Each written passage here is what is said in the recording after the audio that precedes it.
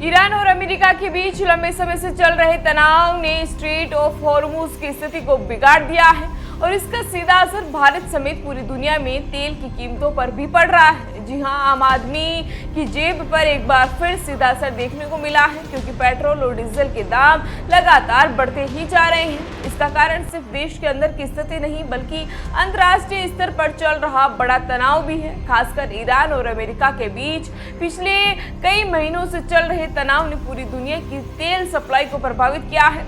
जब straight of Hormuz जैसे अहम समुद्री रास्ते पर अनिश्चितता बढ़ती है, तो वहां से गुजरने वाला कच्चा तेल महंगा हो जाता है, जिसका असर सीधे सीधे भारत जैसे देशों पर देखने को भी मिलता है। वहीं हाल ही में तेल कंपनियों ने पेट्रोल और डीजल के दामों में करीब 90 पैसे प्रति लीटर की बढ़ोतरी कर दी है और ये कोई पहली बार नहीं हुआ, बल्कि सिर्फ 5 दिनों के अंदर दूसरी बार ऐसा हुआ है। यानी लोगों को भी पिछली बढ़ोतरी का असर समझ नहीं आया था कि एक और झटका लग गया है। इससे पहले पिछले शुक्रवार को ही करीब 3 रुपए प्रति लीटर तक के दाम बढ़ा दिए गए थे और इस तरह लगातार बढ़ोतरी से आम आदमी का मासिक बजट बिगड़ना शुरू हो जाता है, क्योंकि पेट्रोल और डीजल सिर्फ गाड़ियों तक सीमित नहीं है, बल्कि ट्रांसपोर्ट, खेती, माल ढुलाई और रोजमर्रा की चीजों की कीमतों पर भी इसका असर पड़ सकता है। वही ट्रक और बसों का किराया बढ़ता है तो सब्जी, अनाज और जरूरी सामान भी महंगे होने लगते हैं। यही वजह है कि लोग इससे पहले ही महंगाई को लेकर चिंता में हैं। अब जानकारों का कहना है कि अगर अंतर्राष्ट्रीय बाजार में कच्चे तेल की कीमतें ऐसे ही बढ़ती रही और आने वाले दिनों में पेट्रोल, डीजल और महंगे हो सकते हैं और महंगाई का दबाव ज्यादा बढ़ सकता है।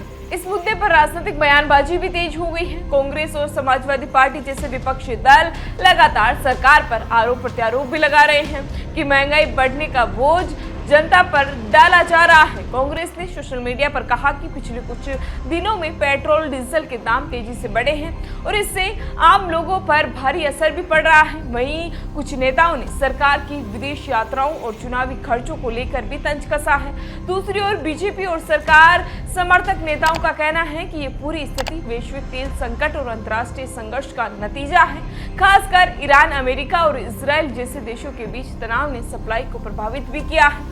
ऐसे हालात में तेल की कीमतें बढ़ना लगभग तय होता है। सरकार का दावा है कि उन्होंने जितना संभव हो सका उतना बोझ कम करने की कोशिश की है और तेल कंपनियां भी इस दबाव में काम कर रही है।